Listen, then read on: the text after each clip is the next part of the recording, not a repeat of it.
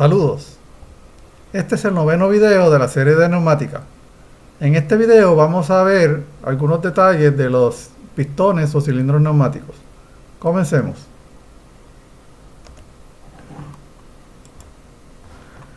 El esquemático de los pistones o cilindros neumáticos es como el que se ilustra y hay varios tipos de pistones.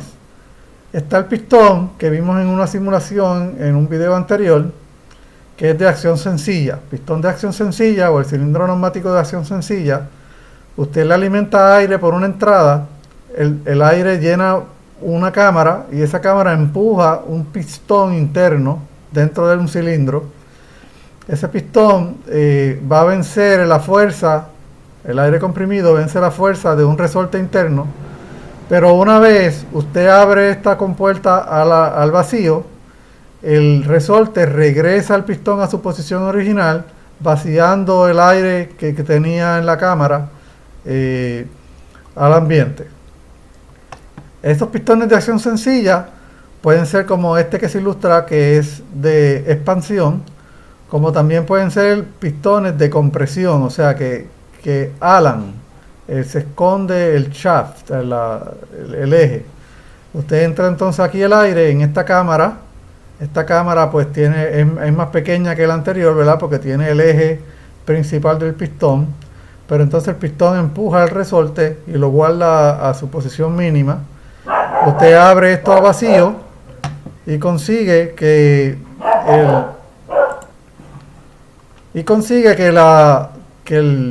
el regrese, ¿verdad? El aire salga de esta cámara cuando es empujado por el resorte.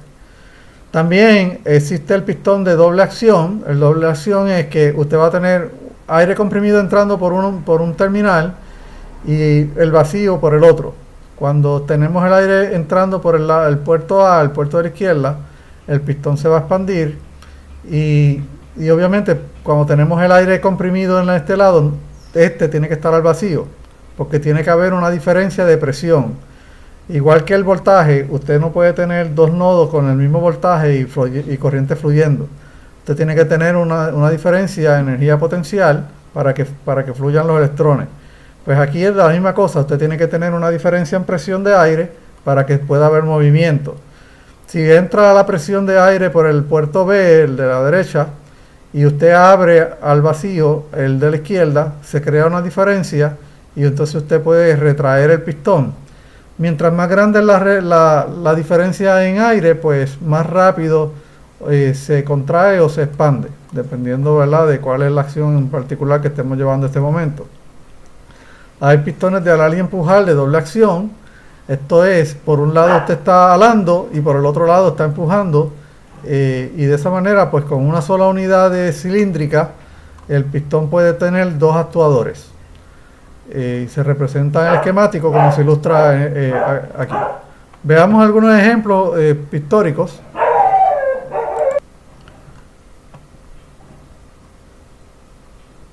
Importante ver, ¿verdad?, que el pictórico tiene unos terminales, ¿verdad? El pistón sencillo va a venir de esta manera.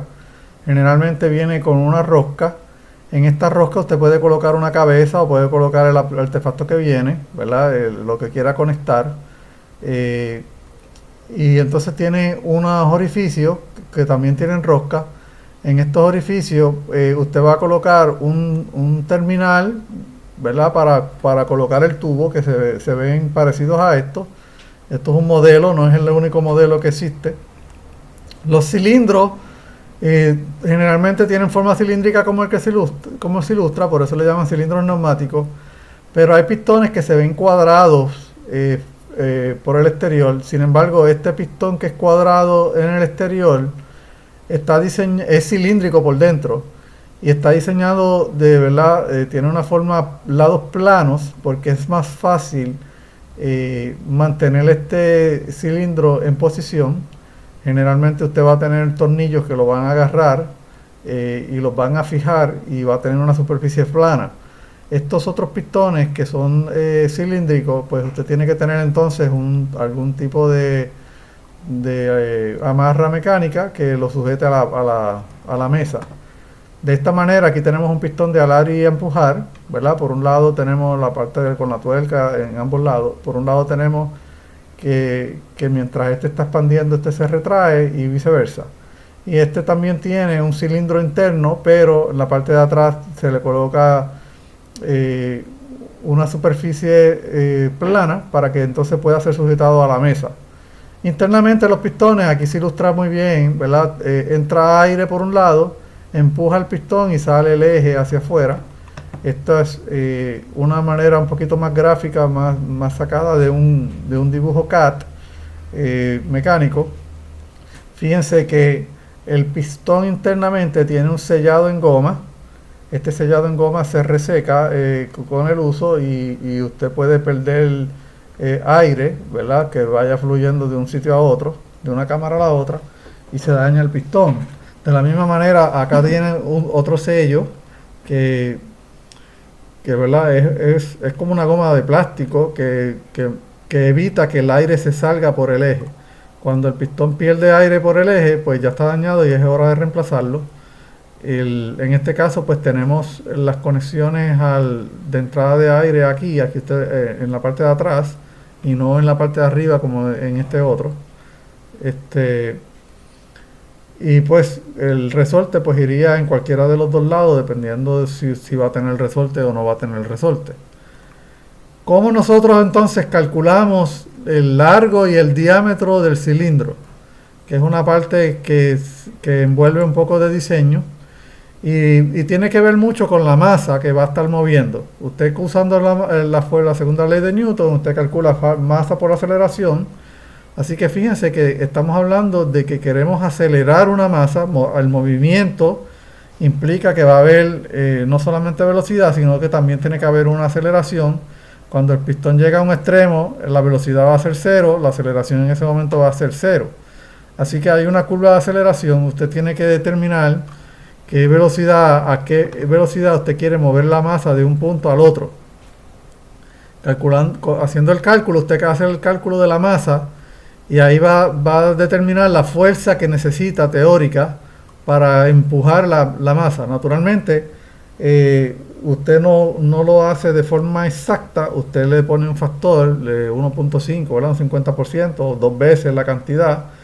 Y fíjense que es bueno tener un factor y hacer los cálculos basados en una presión de 60 psi, que es lo que se más o menos ¿verdad? Un 50% un aumento de 50% te lleva al nominal de 90 psi.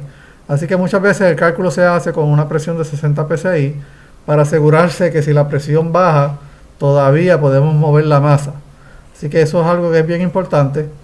Y entonces fíjense que el largo es algo trivial porque el largo es lo que pueda salir el eje. O sea, el movimiento de la masa va a depender del movimiento que salga del eje del pistón. Es lo más largo. La masa puede ser una palanca corta y al otro lado tenemos el lado largo de la palanca, donde entonces usted tiene que aplicar una fuerza bien grande en el pistón, pero puede desplazar una cantidad bien grande. Como por el contrario, usted pudiera tener una palanca con el pistón en el lado largo y en el lado corto levantar cosas extremadamente grandes. Fíjense que el aire comprimido neumático puede levantar un carro, los famosos pinos de los garajes. Así que la fuerza de neumática es bastante. Pero volviendo al tema de cómo calculamos entonces el diámetro, porque el largo va a estar dado la distancia que recorre el eje, y siempre hay que, ¿verdad? El que diseña el pistón, de acuerdo a la distancia que va a recorrer el eje, va a dejar un espacio, ¿verdad?, que ocupa la entrada, la cámara que va a tener la entrada o el resorte y el espacio del pistón. Así que el que fabrica el pistón le va a dar, va a llevar esto. Así que, en otras palabras, físicamente el cilindro se va a ver un poco más grande que las dimensiones internas, que son las que me permiten el desplazamiento. El diámetro va a depender entonces de esta formuladita aquí. Como estamos hablando de un cilindro, aquí está representado, ¿verdad?, mirándolo de lado. Estamos hablando del área de un círculo. Usted coge el diámetro, ¿verdad?, entre 2 y lo eleva al cuadrado, de ahí sale el diámetro al cuadrado entre 4. 2 al cuadrado es 4. Así que ahí tenemos el área calculada del círculo que corresponde a esta de acá. Fíjense que entonces ahora esa área, yo puedo mirar el área efectiva del lado izquierdo y puedo mirar el área efectiva del lado derecho. El lado derecho va a ser va a ser pequeño, más pequeño que el lado izquierdo, porque hay un volumen ocupado por el eje. Generalmente ese eje también es cilíndrico. Cuando ese es el caso, cuando es cilíndrico, usted calcula el área del cilindro y se la resta. Si el eje fuera cuadrado, pues usted tendría que calcular el área del cuadrado y restársela a la parte del área total que estamos hablando acá. Con esto usted usa la formulita, ¿verdad? Presión es igual a fuerza entre área. Y entonces ahora busca la fuerza efectiva, ¿verdad?, del pistón, va a ser igual al área. Generalmente vamos a buscar el área, ¿verdad?, efectiva. Lo que va a suceder es que la mayor parte de las veces usted está, por ejemplo, en este caso usted está empujando la masa y puede usar directamente ¿verdad?, el área calculada más grande. Y cuando usted regresa, generalmente la masa ya no existe, así que la fuerza va a ser menor y se puede despreciar el asunto del área efectiva. Pero tenga en consideración que pudiera necesitar el área efectiva. Usted puede tener la fuerza de fricción, si conoce la fuerza de fricción, ¿verdad? Si no, pues la tendría que calcular, se la puede restar. Y tiene que restarle también si existe o no la fuerza aplicada por el resorte. Así que cuando es un pistón de doble acción como el que se ilustra, pues la fuerza aplicada por el resorte es igual a 0. Pero para cuando son pistones de acción sencilla, la fuerza pues se calcula basado en la rigidez del resorte. Y se pueden hacer experimentos para calcularlo. Así que ahora usted puede calcular ¿verdad? Si usa la fuerza igual, usted puede calcular el diámetro más pequeño del eje si lo necesitara. Si tuviera que mover masa en ambas direcciones, pudiera calcular ese diámetro, ¿verdad?, siguiendo la presión máxima. Esto es simplemente despejando fórmulas. Hasta aquí este video. En un próximo video ya vamos a entrar con esquemáticos de sistemas neumáticos grandes y cómo nosotros los interpretamos y las herramientas que se usan para poderlos interpretar. Hasta luego.